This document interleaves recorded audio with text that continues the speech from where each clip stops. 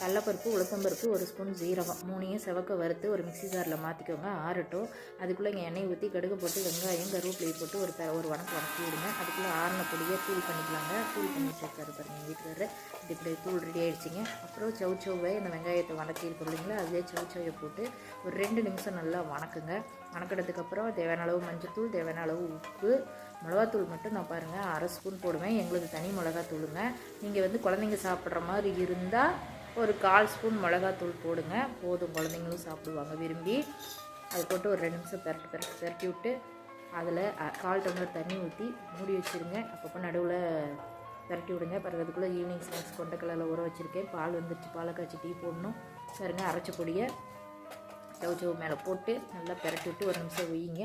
அதுக்கப்புறம் கொத்தமல்லி தலையை தூவி விட்டு இறக்குங்க. அருமையான சவுச்சவு பொரியல் ரெடி. டேஸ்ட் அபாரமாக இருக்கும். ட்ரை பண்ணி பாருங்கள். Thank you friends.